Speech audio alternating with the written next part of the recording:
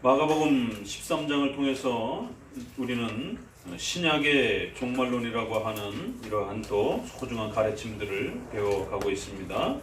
특별히 종말론은 성경 전체 중에서 다니엘이라든가 요한계시록을 통해서 우리에게 더욱 집중적으로 소개되는 것처럼 성경의 가장 어려운 그러한 또 내용이기도 합니다. 그래서 그동안 우리가 배웠던 모든 그러한 내용들을 더욱 잘 집중하면서 또 그런 부분들을 또 잘 기억하시면서 집중적으로 이 종말의 가르침들을 또 잘 이해해 가시기를 권면을 드립니다. 집중력이 필요하고요. 또 계속 그 중요한 표현들을 잘 받아 적으시고 정리해 두셔서 두고두고 또 반복적으로 보시면서 여러분이 성경을 묵상할 때마다 특별히 종말과 관련된 그러한 여러 신구약의 구절들을 묵상해 갈 때마다 우리 장로교에서 이런 중요한 단어, 숫자, 의미들을 해석하는 공통적인 그러한 규칙들이 있다는 것을 기억하시고 그 틀 아래에서 본문들을 잘 읽어 가시기를 다시 한번 부탁을 드립니다. 우리는 지난 마가복음 13장의 이러한 그 내용들을 통해서 고난에 대한 이러한 내용들이 집중되어지고 있고 그 고난에 대한 또 부분 속에서 교회를 핍박하는 멸망에 가증한 것에 대한 또 이 경고들을 또 읽게 됩니다.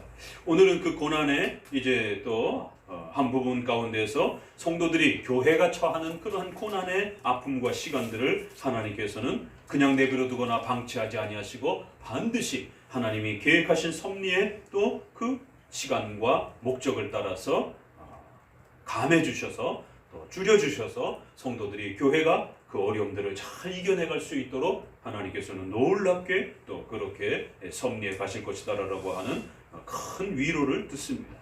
앞부분에서부터는 교회가 얼마나 극심한 고난과 어려움을 겪을 것인지, 가족 간에도 분쟁이 일어나고 이 신앙 때문에 신앙이 맞지 않으면 가족 간에도 다툼이 일어나게 되고 피를 나눈 가족인데도 이 코로나 사태에서 연일 교회가 마치 전염의 근원지처럼 이렇게 특별한 또 정부의 이러한 정치적 신념 때문에 교회가 더 집중화되고 있고 교회를 이제 방역단체의 목소리를 통해서 끊임없이 더더욱 이제 고위험군 집단으로 선정하겠다라고 하는, 그래서 특별관리 대상으로 삼겠다라고 하는 이러한 부분들이 전염병 대책인지 교회에 대한 위협인지 이런 여러 가지 분위기 속에서 끊임없이 이렇게 교회 가는 것이 위험하다라고 하는 이러한 분위기 아래에서 성도들이 또 예배를 참석하러 나오려고 할 때 가족들도 이해를 못하는 것이에요. 너 거기 갔다가 너 가족들 다 전염시키면 어떡할 거냐라고 하는,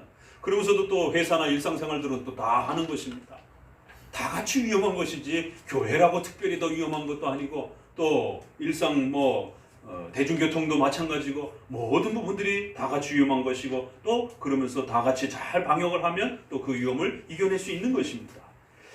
가족조차도 이러한 신앙의 문제가 틀어지게 되면 이해가 안 되는 것이, 가장 가까운 이러한 가족 아래에서도 고통을 받게 되고 친구들을 통해서도 고통을 받게 되고 더 나아가서는 이런 국가와 또 이런 권력과 힘을 가지고 있는 조직과 단체들이 또 악의 세력에 또 이용당하면서 교회를 또 파괴하는 이런 엄청난 고통들, 그래서 죽음에 내어줄 정도로 그렇게 고통을 받게 될 거다라고 하는, 참 이 종말론의 이 13장의 문장들을 읽어나가다 보면 마음이 편치 않습니다.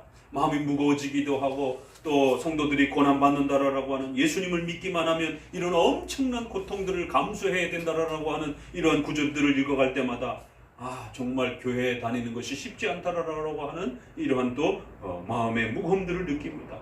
그러나 이제 오늘 본문에서는 그 모든 것이 우연히 발생된 것이 아니라 하나님의 통치와 계획 속에서 그렇게 교회의 고난과 성도의 고난도 하나님의 작정과 주권과 섭리 속에서 진행되어져 가는 것이고, 또 하나님께서는 더욱 놀랍고 특별한 배려로 그 고난이 성도들을 집어삼키지 못하도록, 교회를 완전히 망가뜨리지 못하도록, 그래서 신앙이 붕괴되어지지 못하도록 반드시 하나님은 그 고난을 조절할 것이고 그 고난을 하나님께서는 축소할 것이고 그 고난을 반드시 하나님께서는 억제시킬 것이다라는 것이, 그렇기 때문에 오늘 본문을 통해서는 그 고난 중에 듣게 되는 아주 소중한 위로와 또 하나님의 보호하심에 대한 강력한 위로를 우리는 듣게 됩니다.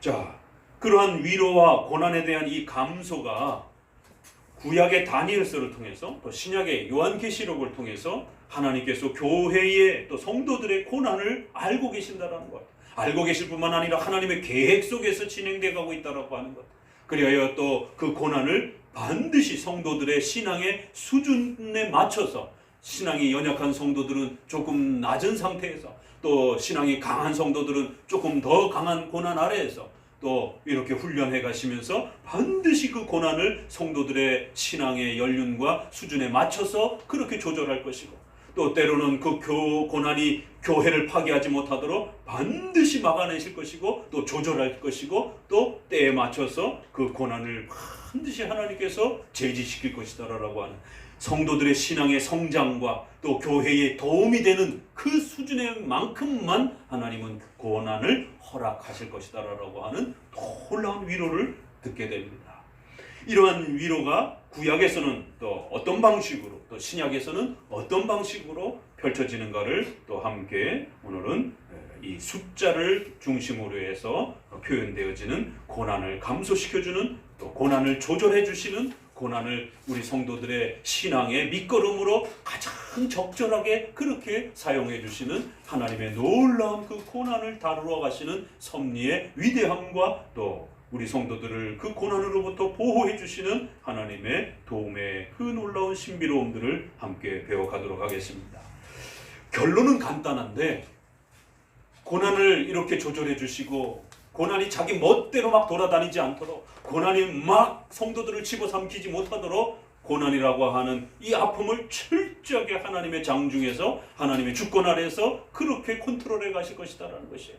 그래서 우리 성도들에게 도움이 되는, 성도들을 성장시키는 약처럼, 마치 우리가 그런 항생제라든가 이런 독한 약들이 직접 우리 몸에 닿게 되면 위험하지만 예방주사처럼 이렇게 적절하게 그 독이 되는 부분들을 치료로서 쓰게 되면 오히려 우리 성도들의 몸을 건강하게 유지시켜주는 이러한 약들처럼, 독한 약들이 적절하게만 의사의 처방에 의해서 쓰여지게 되면 우리 몸을 치료하고 건강하게 해주는 것처럼, 고난이라고 하는 것도 무조건 나쁜 것이 아니라 우리 성도들의 죄를 또 끊어내고, 또 그 성도들이 죄 가운데 나아가지 못하도록 막아주고, 또 악한 자들의 그러한 심판을 또 분명하게 증명해내는 공의의 증거로서 사용하시기도 하고, 또 복음을 증거하게 되는 교회가 확장되어져가는, 하나님의 나라를 확장해가는 아주 중요한 발판으로 사용하시기도 하고, 이처럼 고난은 쓸 때가 많습니다. 그래서 기복주의는 위험한 겁니다.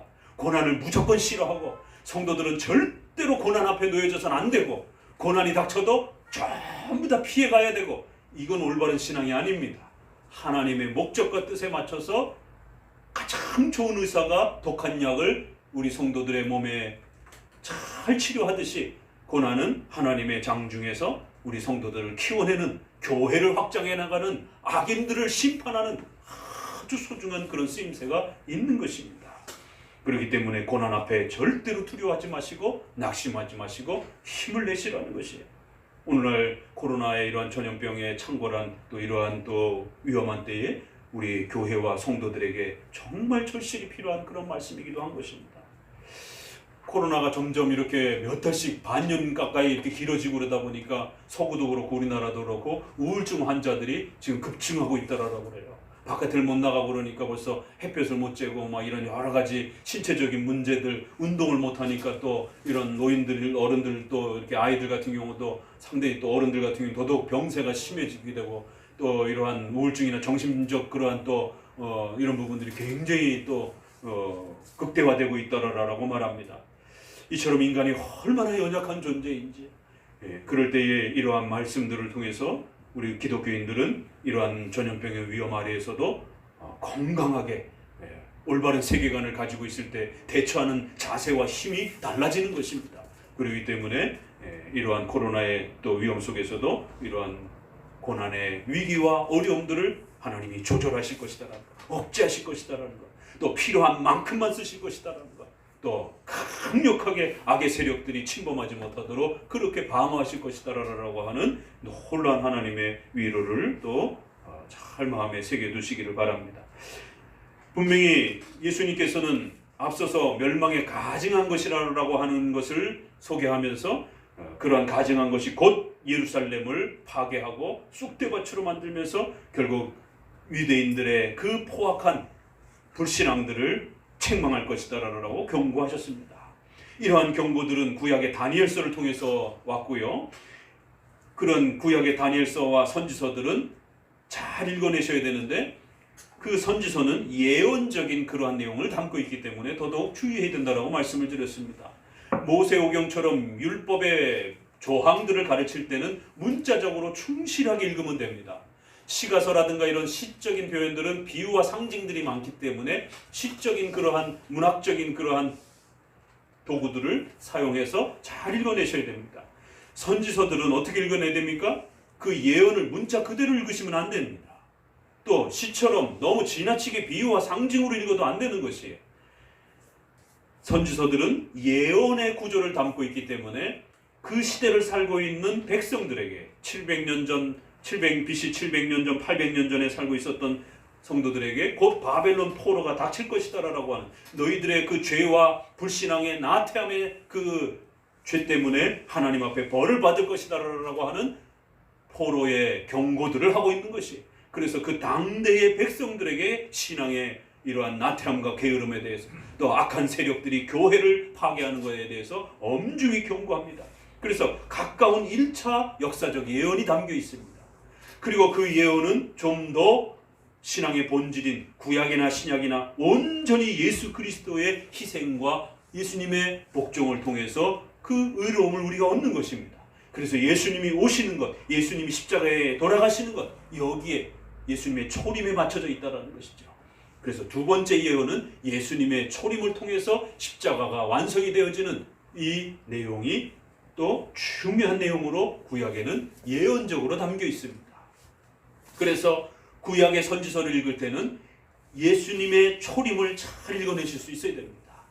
그러면서도 결국 그 구원의 완성은 이제 장차 하나님의 나라의 완성은 재림을 통한 심판을 통해서 완성이 되어지기 때문에 세 번째 최후 심판과 재림까지 예언되어 있다는 것입니다. 그래서 이사야서나 다니엘서의 모든 그 선지서들의 예언은 초림과 재림이 복합적으로 그렇게 함께 예언되어집니다. 그래서 그 각각의 사건과 내용 속에는 적어도 세 가지의 예언들이 함께 그렇게 요약되어 있다는 사실을 잘 기억하면서 읽어내셔야 됩니다. 그런데 예수님은 이 과거의 지난 사건을, 역사적으로 지난 사건을 또 예수님 자신이 오심으로 인해서 초림에 대한 사건이 완성이 됐어요. 이러한 선지서를 가져다가 이제 70년쯤에 다시 한번 예루살렘이 이방 나라인 로마에 의해서 완전히 초토화될 것을, 그래서 유대인들과 바리새인들의 이러한 불신앙과 예수님이 오셨음에도 불구하고 예수님을 인정하고 받아들이지 않는 이러한 불신앙에 대해서 하나님의 무서운 심판이 준비되어 있다라고 경고합니다. 선지자들에서 예언했던 것처럼 그렇게 다가올 가까운 역사를 심판에 대한 역사로 경고합니다. 그리고 그 경고는 70년의 로마의 티투스에 의해서 멸망할 이스라엘의 그러한 멸망만 예고하는 것이 아니라 장차 올 예수님의 재림까지 담아내고 있다는 것이죠. 같은 구조라는 거예요. 다만 시간이 흘렀기 때문에 예수님의 초림과 또 과거의 바벨론 포로가 지나간 그건 과거의 시간이에요.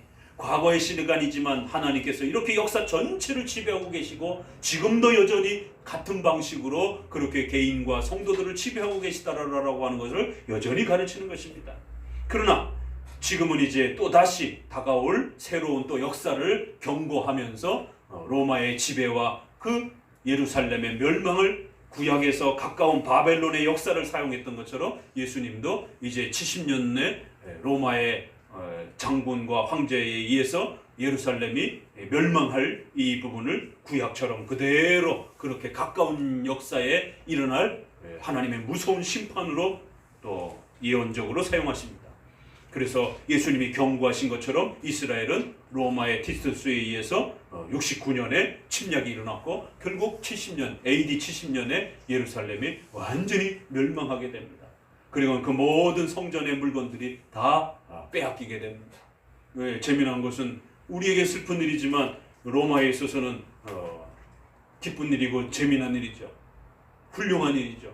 그래서 티투스 로마의 이러한 장군에 의해서 예루살렘에 초토화시키고 그 성전의 물건들을 빼앗아 간 이 승리를 갖다가 역사책에도 기록해놓고 또 이태리 로마의 이러한 그 중요한 그 상징물들에다가 그러한 예루살렘 성전 기물들을 뺏어가는 그런 장면들을 그림으로 벽화라든가 또 이렇게 남겨두기도 할 정도로 70년에 결국 예루살렘이 멸망을 하게 됩니다.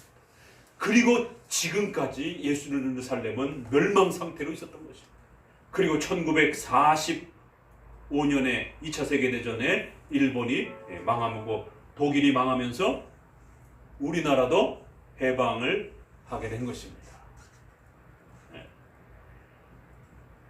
아시아 쪽에서는 우리나라가 해방이 된 거고 유럽 쪽에서는 이스라엘도 해방을 하게 된 거죠. 우리나라가 48년에 정부가 수립이 된 것처럼 이스라엘도 비슷한 시기에 2000년 만에 70년의 나라가 멸망한 나라가 국가가 없이 떠돌다가 전 세계로 떠돌다가 70년에 망한 나라가 1948년쯤에 독립국가로 서방 나라에 의해서 인정을 받으면서 그렇게 국가가 됩니다. 그것도 온전히 회복하지 못하고 지금 가자 지구라든가 팔레스타인, 이 요단강, 이 사해바다 요단강 강 이쪽 편쪽 우리가 지도를 봤을 때 동쪽 그래서 팔레스타인 지역은 여전히 차지하지 못한 므낫세 갓 지파가 차지했던 이러한 지파의 땅들은 반쪽은 못 차지하고 요 지중해 쪽에 있는 요쪽만 거기에도 또 가자 지구라든가 이런데 중간 허리 쪽에 이런 부분들은 또 팔레스타인이 여전히 지배하고 있고 그러니까 연실 싸우고 있는 거예요 지금. 서로 땅을 차지하기 위해서. 이처럼 하나님의 그 놀라운 예언은 70년의 멸망을 통해서 군대들이 쳐들어와서 멸망을 시키는 이러한 고난이 이루어진 것을 보게 됩니다. 역시 이러한 모습들은 구약의 선지서의 다니엘의 그런 바벨론 멸망하고 똑같은 방식으로 이루어졌고 또 예수님은 그 다니엘서를 이용해서 멸망에 가증한 것이 과거에는 바벨론이었지만 이제 다가올 또 형태에서는 또 로마를 통해서 이스라엘이 짓밟혀지는 그럴 때에 또 악한 자들이 또 교회를 핍박하는 이러한 모습들을 보게 됩니다. 그럴 때에 하나님께서는 놀랍게 로마를 사용해서 유대인들, 예수님을 영접하지 않는 유대인들의 불신앙을 강력하게 책망하고 최후 심판의 모습처럼 그렇게 징계하셨습니다. 그래서 나라가 망하고 2000년 동안 나라가 없이 그렇게 존재하도록. 그런데 만약에 그 전쟁의 한복판에서 로마 군대가 쳐들어와서 전쟁이 길어진다든가 전쟁이 더 참혹했다라면 이스라엘은 완전히 없어질 것입니다. 인류 역사 속에 어떤 민족이 존재하다가 완전히 없어진 민족이 얼마나 많은데요. 그런데 이스라엘의 백성 안에도 택한 자들이 있기 때문에 로마서에 있는 것처럼 많은 유대인들이 버림받았지만 그 안에도 여전히 아브라함의 자손으로서 또 예수님이 태어난 바로 그러한 유대인 가운데에 택한 백성들이 있었기 때문에 하나님께서는 그들을 긍휼히 여겨주시면서 참으로 놀라운 전쟁이 벌어집니다. 분명히 로마가 쳐들어와서 이스라엘을 쑥대밭으로 만들었지만 하나님께서는 로마가 이스라엘을 침략하도록 그 전쟁을 허락하시기도 하셨고 그런데 일반 전쟁처럼 로마가 예루살렘을 완전히 없애지 못하도록 로마의 또 정책에 로마의 티투스 장군과 그 아버지가 되는 왕의 마음을 움직이셔서 포로를 또 포위하는 그런 전쟁의 이러한 그 역사를 아주 쉽게 끝냅니다. 일반 역사 이야기예요. 그런데 이것이 우리 교회 역사와 관련해서 하나님께서 그들을 긍휼히 여겨주시고 그 고난이 오래 지속되지 않도록 감해 주실 것이다라는 거예요. 그러니까 이 1차적인 해석은 바로 AD 70년에 티투스 장군에 이루어지는 이스라엘의 그 혹독한 침략을 이야기하는 겁니다. 고난을 이야기하는 거예요. 그런데 그 고난이 이스라엘을 침략하는데도 만약 이것이 오래 지속됐더라면 구약의 바벨론 포로에처럼 자기 자식을 잡아먹고 양식이 떨어져가지고 부모가 자식을 잡아먹고 이런 일들이 벌어지는 것이에요. 짐승처럼 살아가는 그러한 참혹한 일들이 벌어집니다. 그런데 로마의 이 침략은 간략하게 끝납니다. 1년 안팎으로 이제 포로를 하고 포위를 하고 전쟁을 침략을 하는 가운데서, 그래서 69년에서 70년 아주 짧게, 우리 6.25 전쟁만 해도 3년이 지속되면서 엄청난 피해를 입었잖아요. 인구의 어마어마한 숫자가 죽었고, 전쟁이 길어지면 길어질수록 그 극심함의 피해는 온전히 백성들이 경험하게 되는 겁니다. 그런데 1년 안팎의 짧은 그런 침략에 의해서 예루살렘은 멸망됐고, 또 더 많은 학대를 할 수도 있었는데도 불구하고 로마의 그러한 또 다른 나라를 침략해야 되는 또 이런 여러 가지, 또 로마의 그 왕이 새롭게 또 아들에게, 티투스에게 왕권을 물려줘야만 할 수밖에 없는 또 이러한 로마의 정치의 심각한 또 급변하는 또 정책의 또 그러한 변화 때문에 티투스가 계속 예루살렘에 머물러 있지 못하도록 하고 신속히 돌아와서 왕권을 물려받도록, 이러다 보니까 예루살렘은 오랜 전쟁의 한복판에 놓여 있지 않고 실제적으로 일반 역사 전쟁보다도 짧은 형태의 아주 급격히 멸망했고, 또 그리고 완전히 초토화되지는 않으면서 그래도 어느 정도 이렇게 살 수 있는 기반을 보존하는 상태에서 티투스가 돌아가는, 그래서 이스라엘 백성들은 겨우 목숨을 그래도 다시 유지하는 이러한 일반 세계사적인 역사도 보게 됩니다. 그래서 우리가 오늘 이 본문 속에서도 1차적으로는 그렇게 그 당대의 사도들과 또 많은 사도들의 제자들 여전히 살아있지 않습니까? 사도 요한은 90년, 100년까지 요한계시록을 쓸 때가 90년대를 넘어서까지 이렇게 살아계신 것으로 보았기 때문에 사도들 살아있고 또 많은 교회들이 살아있었던, 그렇기 때문에 그 악한 유대인이 멸망할 때에 유대인만 망한 게 아니라 그 전쟁에 있었던 게 아니라 성도들도 그 같은 전쟁의 고난 속에 함께 휘말려서 고통을 받게 된 것입니다. 거기에는 하나님의 또 특별한 또 계획과 섭리가 있는 것이에요. 그래서 하나님은 로마의 그 거대한 제국의 왕의 마음을, 로마의 정치를 하나님은 하나님의 손 아래서 그 모든 것들을 그렇게 관리하셨던 것입니다. 그래서 필요한 만큼만 고통을 받게 하셨고, 그래서 유대인들이 예수님을 거부한 불신앙에 대해서 분명히 책망하시면서도 또 그 고난의 한복판에서는 또 우리 성도들이 그 고난을 이겨내면서 교회가 그 고난 중에 오히려 더 많이 확장되어져 가는, 또 악인들의 또 유대인들의 그 악함이 얼마나 악한 것인지에 대한 공의의 증거들을 더 확보하시기도 하시는, 또 그 고난을 통해서 그 초대교회의 성도들이 더 강한 믿음으로 성장해가고 죄로부터 멀어져가는 그러한 순결함과 거룩함을 쌓아갈 수 있는 그러한 소중한 열매들을 누리게 된 것입니다. 이렇게 하나님은 로마의 이러한 전쟁을 사용하셔서 초대교회에 살고 있었던 성도들을 기가 막히게 여러 목적으로 그 고난을 사용하신 것입니다. 오늘 여전히 우리에게도 하나님께서는 같은 방식으로 세계 제국과 세계의 강대국들을 지배하고 계시고, 또 그들이 또 전 세계에 흩어져 있는 교회와 또 성도들을 또 보호하고 또 고난을 감소시켜주는 이런 방식에 있어서 정치적으로도 또 사회적으로도 고난을 사용하시기도 하시지만, 또 하나님께서는 그 고난이 성도들을 집어삼키지 못하도록 강력하게 또 그렇게 보호하고 계십니다. 섭리사적으로 보게 되면 이 코로나의 이러한 사태조차도 한편으로는 힘들고 어렵지만, 그래도 한편으로는 또다시 우리가 감사할 또 내용들이 있는 것입니다. 서구 유럽도 우리나라도 이 전염병이 이렇게 인류 사회에 파고들지 않았다라면 전염병보다도 더 무서운 동성애라라고 하는 이 사태가 법적으로 확립이 되면서 온 세상에 동성애에 대한 이런 부분들이 창궐하면서 에이즈 바이러스라든가 이런 부분들이, 동성애가 이루어질 때 거기서 나오는 그 바이러스와 악한 그 전염병은 에이즈뿐만 아닙니다. 이건 의사들이 경고하는 것이에요. 우리 인류가 경험하지 못한, 전혀 치료에 대한 어떤 부분들을 대비하지 못한 그러한 질병들이, 바이러스가 창궐할 수도 있다라고. 에이즈조차도 지금 인류가 못 막아내고 있잖아요. 겨우 또 치료가 뒤따라가고 있는 수준인데 성병부터 시작해서 여러 가지 기본적인 성병부터 시작해서 에이즈뿐만 아니라 또 억제했는데도 이 정도면 이걸 법적으로 허락해가지고 마음껏 동성애를 할 수 있도록 창궐 하기 시작하게 되면 상상할 수 없는 이런 합병증들이 벌어지면서 바이러스들이 창궐해질 때 인류는 생각한 것보다 훨씬 더 죽음 앞에 처할 수 있다라고 의사들이 경고합니다. 코로나가 무섭습니까? 에이즈가 무섭습니까?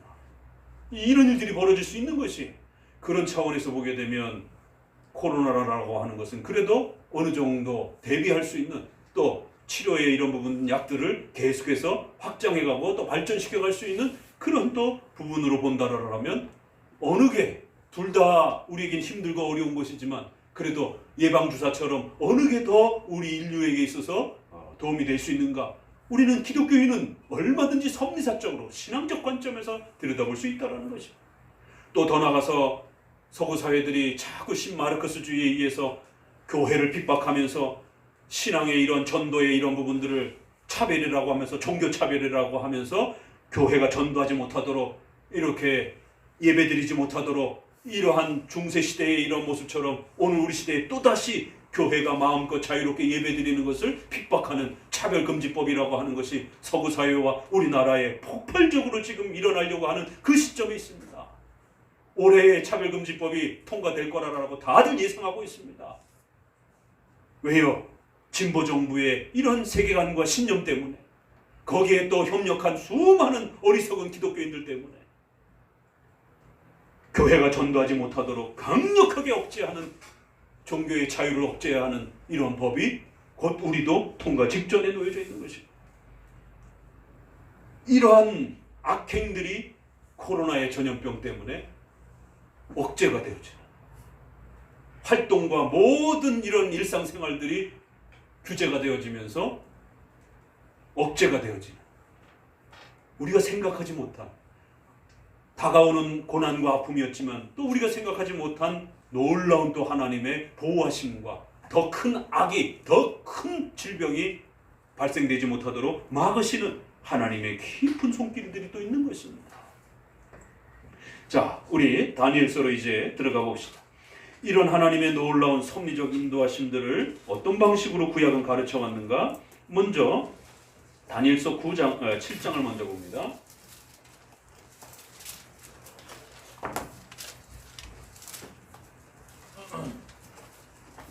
이런 고난을 사용하시고 또 고난을 감소시켜 주시는 이러한 섭리적 하나님의 통치 행위를 구약은 숫자로 가르칩니다. 그래서 어려워요.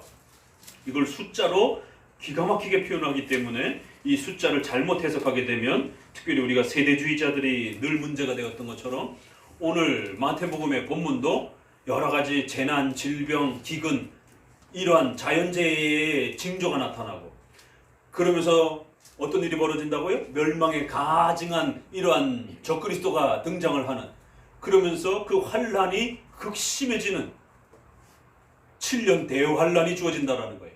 그리고 그 7년 대환란 끝에 이제 해와 달이 핏빛으로 변하고 어둠으로 바뀌는 최후 심판이 온다라고 하는, 마가복음도 이렇게 지나치게 너무 시간적인 현상으로 종말의 끝에 등장하는 어떤 특수한 그러한 어떤 사건으로 너무 좁혀서 이렇게 해석을 하는 것이, 그러면서 그 숫자를 자꾸만 특정한 7년 대환란, 또 3년 반, 또 42달, 한때, 두때, 반때, 1290일, 이런 부분들을 종말의 특수한 시간과 날로다가 맞추려고 하게 돼요. 그렇게 되면 성도들은 그것이 분명하다라고, 맞다라고 확신을 하게 되면 두 가지 반응이 나타납니다. 자살을 한다든가, 공포 때문에. 왜요? 다음 달에 세계에 종말이 온다라고 하는데 뭐하러 직장을 다니면서 이렇게 고생을 하면서 삽니까? 저축했던 돈 그냥 펑펑 쓰고, 그러니까 한쪽에서는 그냥 막 생활하는 것이, 이제 뭐 저축이고 이런 뭐 미래를 대비하고 뭐 이런 게 없다고 생각하니까 그냥 막 소비하면서 인생을 망치는, 또 한쪽엔 공포 때문에 어차피 다음 달에 죽을 거나 이번 달에 죽을 거나 두려움 속에 살기 싫다라고 하는 이런 극단적 자살적 행위들이 창궐하게 됩니다. 그렇기 때문에 이러한 공포를 극대화하는 이런 세대주의적인 시간중심적인 해석은 엄청난 인류의 피해를 입힙니다. 절대로 여기에 휘말려서는 안 되는 거예요.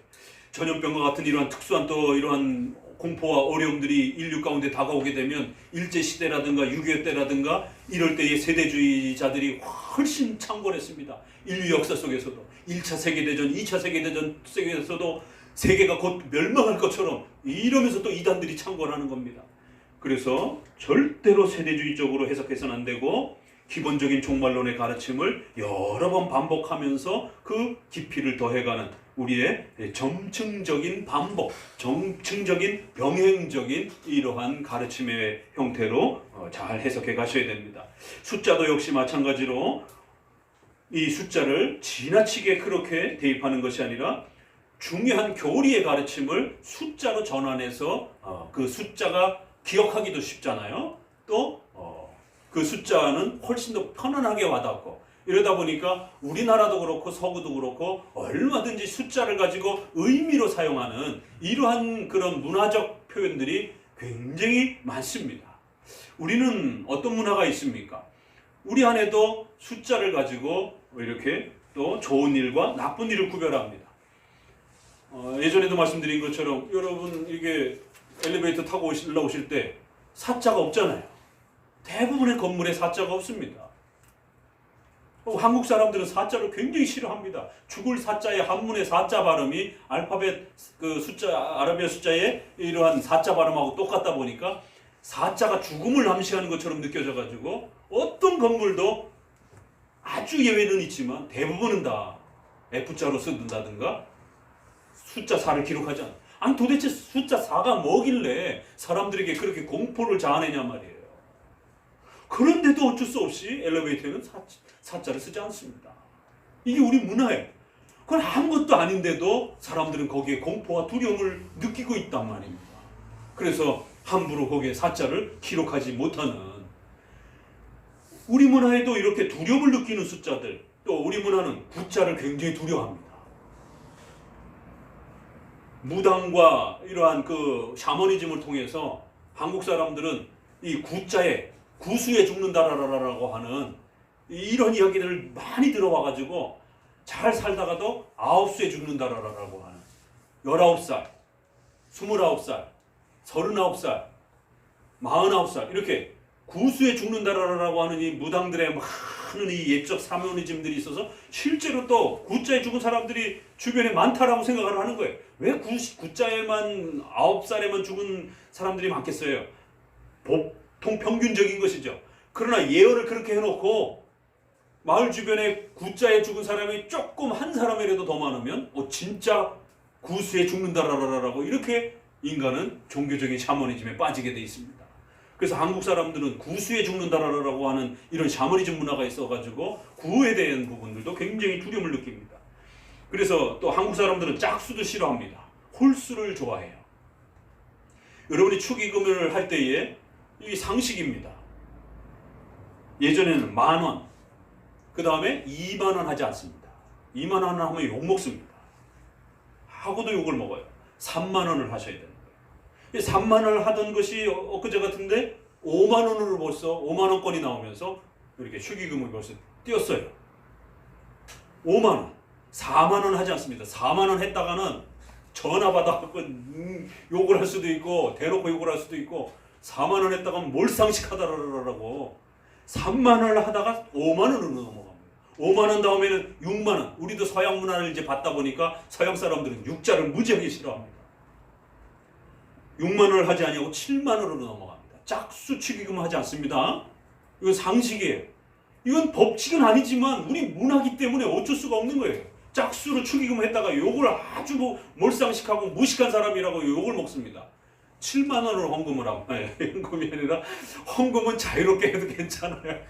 전혀 그런 액수를 따지지 않습니다. 그러나 축의금은 우리 문화기 때문에 어쩔 수 없어요. 70,000원을 합니다. 근데 70,000원 하다가 90,000원 할까요? 아닙니다. 90,000원 하면 욕먹습니다. 구수가 있기 때문에. 그래서 70,000원을 하다가 아깝지만 어쩔 수 없이 100,000원으로 넘어가야 됩니다. 그래서 100,000원을 하든지 70,000원을 하든지 해야지 그 중간에 어정쩡하게 80,000원이나 90,000원 하면 큰일 납니다. 중국에 계셔보셨지만 중국은 어떻게 해요? 팔자를 또 무지하게 좋아합니다. 이 팔이라는 발음이 중국의 그 복자의 발음하고 비슷해가지고 팔자를 중국 사람도 또 굉장히 좋아합니다.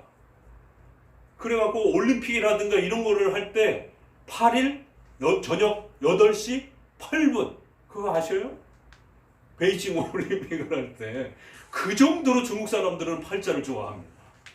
빨간색 좋아하고 이런 것이 문화인 것처럼 숫자에도 그들의 세계관과 문화가 가미되어 있습니다. 그래서 우리의 축의금 문화도 이렇게 또 우리가 아파트를 산다든가 이럴 때도 짝수나 홀수일 때 홀수를 좋아하는 우리의 이런 문화들. 그러니까 이러한 그 숫자 문화들이 인간의 삶 속에서는 굉장히 자연스럽다라는 거예요. 그러니까 이걸 생각하면 이스라엘도 여전히 같은 인간이기 때문에 숫자를 사용해서 그들의 세계관과 문화를 얼마든지 그렇게 표현해낼 수 있는 것입니다.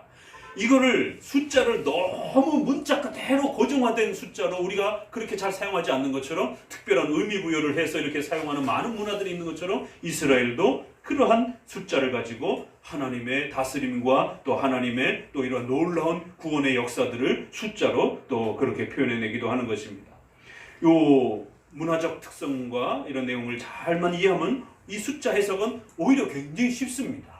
그런데 세대주의자들은 14만 4천 명, 666 이런 부분을 통해 가지고 마치 그 666이 어떤 형태로 표시되는가, 바코드에 표시가 되는가, 베리칩에 표시가 되는가 이렇게 해서 최근에는 예전에는 바코드에다 지금은 최근 베리칩으로 옮겨오면서 그렇게 666의 표시다라고 하며 그 666을 사탄의 실제적인 표시인 것처럼 이렇게 또 지나치게 두려워하는 그러면서 또 14만 4천 명은 마치 성도의 모든 숫자가 14만 4천 명인 것처럼 인류가 지금까지 살아온 우리 대한민국의 크리스찬만 해도 숫자가 얼만데 그러니까 1등 신자, 2등 신자 휴거에 있어서 1차 재림을 하는 사람은 14만 4천 명에 들어가고 거기에 못 끼는 사람들은 7년 대환란에 지금 마가복음에 겪는 이런 엄청난 극심한 고난을 겪어야 된다라고 이렇게 표현을 하면서 그렇기 때문에 그 고난을 안 겪으려면 모든 재산과 모든 에너지를 14만 4천 명에 들어오도록 그렇게 교회에다가 그렇게 헌신해야 된다라는 이런 식의 기복주의를 끌어내는 것입니다.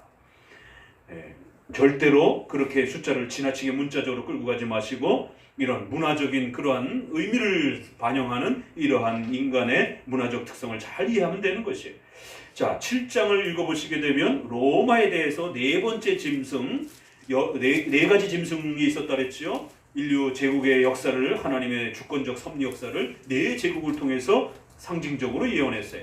거기에 네 번째 짐승을 이야기하면서 10뿔이 있는데 다니엘 7장 19절 이하에 세 뿔이 등장하고 거기에 눈도 입도 있고 강력한 힘을 발휘할 거라는 것이 21절을 같이 읽어봅니다. 내가 본즉 이 뿔이 성도들로 더불어 싸워 이기었더라. 옛적에 항상 계신 자가 와서 지극히 높으신 자의 성도를 위하여 신원하셨고 때가 이름에 성도가 나라를 얻었더라. 성도를 어떻게 했다고요? 성도들을 고통을 가하면서 성도들에게 그 강력한 힘을 가지고 성도들을 지저밟고 성도들을 괴롭게 하고 성도들과 싸워서 이겼다라는 거예요. 누가 이겼다고요? 우리가 이긴 게 아니라 그 악한 자가 이겼다라는 것이에요. 그런데 22절에 놀라운 표현이 나옵니다. 그러나 두려워하지 마시라는 거예요. 옛적부터 항상 계신 자가 와서 지극히 높으신 자의 성도를 위하여 하나님께서 신원해 주셨다는 것이에요. 그들의 억울함을 하나님께서 알아주셨다는 거예요. 그들의 억울함을 하나님이 헤아려 주셨다는 것이에요. 그런데 성도를 표현할 때 이렇게 멋있게 표현합니다. 신구약에서 아주 멋있게 표현하는 성도를 그리스도의 신부, 그리스도의 몸 이러한 표현도 있는데 구약에서 성도를 표현할 때 아주 멋있는 표현이 있습니다. 이거 있는지 잘 모르셨죠? 오늘 이 표현을 통해서 꼭 기억해 두세요. 지극히 높으신 자의 성도. 얼마나 멋있는 표현입니까? 지극히 높으신 자 이런 표현은 전지전능하신 자 이런 표현은 주로 하나님 만군의 여호와 이 엘로힘 뭐 이런 표현을 쓸 때 전지전능하신 만군의 여호와 하나님 뭐 이렇게 할 때 주로 하나님의 전지전능함을 표현할 때 주로 이런 표현을 씁니다. 그런데 거기 옆에 성도를 붙여서 쓰는 것이죠. 지극히 높으신 전지전능하신 자의 성도. 성도를 어떻게 불러요? 그런 전지전능하신 자의 소유가 되는 성도 이렇게 표현합니다. 지극히 높으신 자의 것, 지극히 높으신 자의 그러한 소유 붙여서 쓴 거예요. 지극히 높으신 자의 성도를 위하여. 저와 여러분은 예수 그리스도로 구원받은 성도들은 비록 고난도 받고 이 땅에서는 볼품도 없이 그 권력과 힘 앞에서 짓밟히기도 하고 괴로움을 당하기도 합니다. 무시를 당하기도 합니다. 조롱을 당하기도 합니다. 그러나 지극히 높으신 자의 성도라는 이 프라이드를 잊지 마십시오. 예수 그리스도의 몸, 예수 그리스도의 신부라는 사실을 잊지 마시라는 것이요. 때가 이름에 성도가 나라를 얻게 될 것이라는 것이요. 23절 읽어봅니다. 모신 자가 이처럼 이르되 넷째 짐승은 곧 땅의 넷째 나라인데 이는 모든 나라보다 달라서 천하를 삼키고 밟아 부서뜨릴 것이다라는 거예요. 그러나 이 넷째 짐승이 강력한 힘을 얻어서 하나님이 허락하신 그 시간만큼 온 세상을 짓밟으면서 강력하게 그들을 파괴하고 망가뜨리는 그런 때가 하나님의 계획 속에서 또 그렇게 진행되어져 간다는 것입니다. 그러나 성도들은 두려울 필요가 없다라고 위로하는 것을 보게 됩니다.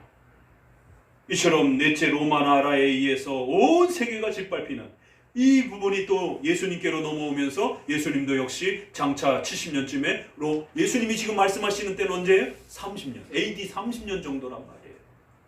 그리고 이것을 누가가 이렇게 또 마가가 이 복음서를 쓸 때는 50년 그 언저리로 이렇게 추정합니다. 그러니까 1, 20년 뒤에요. 아직 일어나지 않은 것입니다. 그렇기 때문에 예수님도 또 이 글을 쓰고 있는 마가나 누가나 마태도 곧 올 로마에 의한 그 어마어마한 무시무시한 심판의 때를 바라보면서 불신앙에 대해서 하나님이 얼마나 무섭게 심판하는지 최후 심판의 경고로 사용하시는 겁니다. 불신앙은 이토록 무섭게 진노를 받을 것이다라는 것. 환난의 날과 진노의 날이라고 이렇게 표현된 것처럼 불신앙에 대해서 하나님이 강력하게 심판하는 때가 올 거라는 것이죠. 그래서 이러한 역사의 고난을 통해서 하나님은 불신앙이 하나님 앞에 얼마나 무섭고 하나님 앞에 위험한 것인지에 대해서 경고하신다라는 거예요. 그런 경고를 통해서 속히 교회로 나아갈 수 있도록 예수님을 찾을 수 있도록. 그리고는 성도들은 바로 그런 고난을 통하여 우리의 죄들을 끊어내고 또 복음을 확장해가는 또 이러한 중요한 또 복음의 일꾼으로서 그렇게 또 사명 감당하는 시간을 갖게 될 거라는 것입니다. 자, 그 밑에 보니까 열왕이요 그 후에 또 하나가 일어나서 이제 통치하는 이러한 로마에 장차 올 역사를 예고해 준 거다라는 거예요. 넷째 짐승의 이러한 이야기들은. 25절을 읽습니다. 그가 장차 지극히 높으신 자를 대적하며 또 지극히 괴롭게 할 것이며 그가 또 때와 법을 변개코자 할 것이며 성도는 그 손에 붙임바 되어 한때 두때 반때를 지내려라. 여기도 지극히 높으신 자를 먼저 대적하고 하나님을 대항하여 불신앙의 죄악들을 범할 것이다라는 거예요. 그런데 또 지극히 높으신 자의 성도, 한 번 더 강조를 하죠. 지극히 높으신 자의 성도들을 괴롭게 하며 하나님만 공격할 것이 아니라 또 성도들과 교회까지 공격하면서 그렇게 불신앙적인 행태를 보일 것이다라는 거예요. 그래서 온 세상을 자기 마음대로 쥐고 흔들 것처럼 그렇게 교만하게 거만하게 그렇게 행동할 거라는 거예요. 그래야 성도는 그들의 폭행과 폭력 앞에 노출이 되어서 엄청난 고통을 받게 될 것이다라는 겁니다. 그러나 두려워하지 말라라는 겁니다.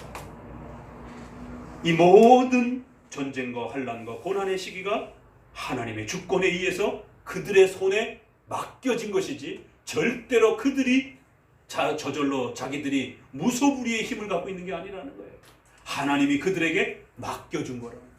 하나님의 특별한 계획과 하나님의 주권과 섭리의 우주 역사를 다스려가는 인류 역사를 최후 심판으로 이끌어가시는 하나님의 거대한 역사 속에 잠시 그들에게 특별한 목적을 가지고 맡겨놓으신 것이다라는 거예요. 표현 하나하나가 얼마나 중요합니까? 결코 넷째 짐승이 자기 멋대로 뛰어노는 게 아니에요. 자기 멋대로 그 권력을 휘두르는 게 아닙니다. 그 모든 것, 시작도 그들이 권력을 갖게 된 것도 하나님의 뜻이에요. 또 그들이 교회를 파괴하고 일정한 시간 동안 교회를 힘들게 하는 것도 하나님의 뜻에 의해서 일어나는 것이다라는 거예요. 그들의 손에 맡겨놓은 것뿐이라는 거예요. 그것도 영원토록이 아니라 한 때와 두 때와 반 때 정도. 자, 그래서 이제 우리가 다니엘서부터 등장되어지는 한 때, 두 때, 반 때를 읽어내야 됩니다. 그리고 뒷부분에 가게 되면 이제 1290일, 1335일. 그런데 놀라운 것은요, 1290일을 연으로 줄이니까 3년 반 정도가 되는 거예요. 1335일도 줄이니까 반 정도 되는 것이, 3년 반 정도 되는 것이에요. 한 때, 두 때, 반 때도 이 때를 타임이라고 이제 영어에도 번역을 했고 우리는 그저 때라고 번역을 했는데 이 히브리어의 이 단어를 적절하게 번역하기가 쉽지 않습니다. 이렇게 히브리어는 이 요미라고 하는 이 단어를 여러 곳에 자유롭게 이 날이라고 하는 것을 이렇게 아주 세밀하게 쓰지 아니하고 여러 곳에 막 씁니다. 연에도 쓰고 달에도 쓰고 일에도 쓰고 단어가 많지 않다 보니까 그냥 여러 곳에 쓰는 것이에요. 그러니까 이 때라는 단어를 달로도 해석할 수 있고 월로도 해석할 수 있고 연으로도 해석할 수 있고 다양한 모습이 열려 있는 겁니다. 근데 3일 반 동안만 환란을 받을 것이다 이러면 또 너무 짧잖아요. 그러니까 대략적으로 7이라고 하는 완전 숫자가 이스라엘에게는 늘 가깝게 늘 있었기 때문에 연으로 하게 되면 1년, 2년, 반년 이러니까 3년 반 정도. 그래서 구약학자들도 3년 반 정도로 연으로 주로 많이 해석을 합니다. 왜냐하면 이 7년이라고 하는 7이라고 하는 숫자 7일, 7년 이런 부분들이 또 소중한 하나님의 전체 주권을 의미하는 그런 의미적인 숫자로 많이 사용되어 왔기 때문에 3년 반 정도. 그 3년 반도 정확한 3년 반이 아니라 완전한 숫자에서 절반 정도의 그러한 고통의 시간을 의미할 뿐이다 라고 이렇게 해석해 온 것입니다. 그래서 한때 고난이 어마어마한 시간이 주어지는 거예요. 그런데 두 때 고난이 더 극심해져 가는 거예요. 2배가 되는 것이에요. 그러나 두려워하지 말라라는 것이에요. 그 고난은 절반의 절반도 안 될 정도로 급격히 반때 신속하게 줄 것이다라는 거예요. 그 정도도 신속하게 줄 것이다라는 것입니다. 그래서 한때, 두때, 반때를 세대주의자들은 7년 대환란에서 전반기 3년 반으로 이렇게 이제 또 잡는 겁니다. 시간 내에 아주 구체적으로. 그러나 우리는 7이라고 하는 큰 완전 숫자에서 이렇게 절반 정도. 그래서 하나님은 그 고난이 마음대로 퍼져나가도록 내버려두지 아니하시고 하나님의 뜻과 계획 속에서 그저 절반 정도 너무 세게 고난을 받는 것이 아니라 적정한 수준에서 성도들이 감당할 만큼만 반으로 줄여서 그렇게 성도들에게 고난을 허락하실 것이다라는 것입니다. 그래서 한때, 두때, 반때를 우리가 굳이 이렇게 연으로 숫자로 넘어가 본다라면 1년, 2년, 반년 해서 3년 반 정도로 고난의 시간을 이렇게 의미할 수도 있는 것입니다. 이게 어떻게 그렇게 이걸 고난의 시간으로 연결할 수 있습니까? 성경에서 고난의 시간을 이야기를 할 때 3년 반이라는 시간을 상당히 많이 사용합니다. 여기까지만 오늘은 좀 보도록 합니다. 어디를 보시냐면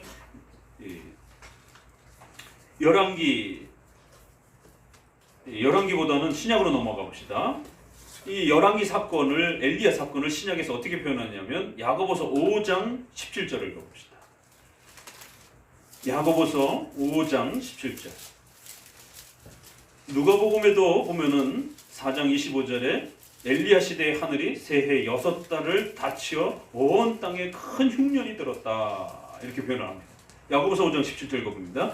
엘리야가 우리와 성정이 같은 사람이로되 저가 비 오지 않기를 간절히 기도한즉 3년 6개월 동안 땅에 비가 아니오고. 네. 열왕기상에 엘리야가 그 북쪽의 아합 왕과 싸우는 그 과정 속에 하나님께서 북쪽의 그 불신앙을 심판하기 위해서 3년 6개월 동안 기근을 허락하신 것입니다. 그러면 딱 3년 6개월 동안만 기근을 허락하셨을까요? 아니면 그저 일정한 기간 동안 기근을 허락하셨을까요? 그러니까 이 3년 6개월이라고 하는 것도 정확히 3년 6개월인지 아니면 일정한 시간을 이야기하는 것인지 둘 다 열려 있는 겁니다. 그래서 좀 더 역사가 진행되어져 가는 과정 속에서는 그 통치 기간 동안에 3년 6개월이 문자적으로 될 수도 있고, 그러나 성경에서 이렇게 고난, 심판의 그러한 그 어려움을 겪을 때 적어도 이렇게 3년 반. 왜냐하면 이스라엘은 7이라고 하는 완전 숫자가 있기 때문에 그 완전함 속에 고통이 한 절반 정도 고통의 시간들을 겪었다. 이렇게 얼마든지 이해할 수 있는 겁니다. 그래서 우리는 3년 반 그러면 문자적으로 바로 접근하려고 하지만 이스라엘 백성들은 그걸 굳이 문자적으로 이렇게 잘 접근을 안 합니다. 왜? 그들의 문화이기 때문에. 늘 3년 반은 하나님께서 세게 고난을 우리에게 주지 아니하시고 우리가 살아남을 수 있을 정도로, 감당할 수 있을 정도로 고난을 줄여서 그렇게 속히 회개하도록 허락하시는 고난의 시간으로 늘 3년 반을 문화 속에서 사용해 왔던 것입니다. 이제 8장, 9장, 12장 다니엘서도 좀 더 보고 계시록을 연결해서 더 볼 것입니다. 오늘은 이렇게 구약에서 숫자를 또 어떻게 사용하는지, 특별히 감해 주신다라고 하는, 고난을 감해 주신다라고 하는 이러한 섭리의 하나님의 놀라운 배려와 또 은혜들을 또 잘 살피시면서 종말의 이러한 시간 속에서 아무리 힘들고 어려운 시간이라 할지라도 그러한 시간들조차도 또 하나님의 섭리 속에서 그렇게 우리에게 맡겨지고 허락되어진 것입니다. 그리고 그 고난도 센 고난이 아니라 하나님의 뜻 속에서 우리 성도들이 감당할 만큼만 그렇게 줄여서 허락해 주시는 것입니다. 조절해서 허락해 주시는 것입니다. 인간은 자기가 생각한 만큼 고난의 세기가 다가옵니다. 그래서 올바른 세계관이 갖고 있지 못하면 조금만 절망이 와도 마치 다 잃어버린 것처럼 절망하고 자살을 하려고 합니다. 그러나 우리 기독교인들처럼 이렇게 하나님의 절대 주권 아래에서 하나님께서 더 센 고난도 있을 수 있지만 더 센 고난을 주지 아니하고 감당할 만큼만, 우리 교회가 또 성장할 만큼만 그렇게 고난을 허락해 주신다라고 가르치고 있는 겁니다. 하나님의 뜻 속에서 온 고난입니다. 하나님이 우리가 감당할 수 있도록 허락하신 고난입니다. 그러면 감당할 수 있는 것입니다. 또 그리고 우리에게 약이 되는 그런 고난인 것입니다. 절망적인 고난이 아닙니다. 답이 없는 고난이 아닙니다. 인간은 각자 자기가 생각한 만큼 고난의 아픔이 다가온다는 사실을 명심하셔야 됩니다. 그래서 그 고난을 아무렇지 않게 생각하는 자에게는 얼마든지 뚫고 이겨나갈 수 있는 힘을 갖지만, 그걸 이겨낼 수 없는 마음을 가지고 있는 자들에게는 조그마한 고난조차도 인생을 포기케 만드는 그런 또 어려움을 주게 되는 것입니다. 그래서 성경은 이처럼 끊임없이 우리 인생 전체가 하나님의 손에 달렸고, 특별히 성도가 과거에도 오늘도 미래에도 연속적으로 이렇게 교회가 닥치는 고난들은 하나님의 계획 속에서 하나님이 맡겨진 바만큼, 그렇게 우리 성도들에게 유익이 되는 만큼 고난을 허락하신다라고 하는 엄청난 위로를 우리에게 주고 계신 것입니다. 코로나의 이러한 위험 앞에서 우리 모든 성도들이 이러한 하나님의 주권적 섭리 속에서 주어지는 고난의 신비로움들을 또 잘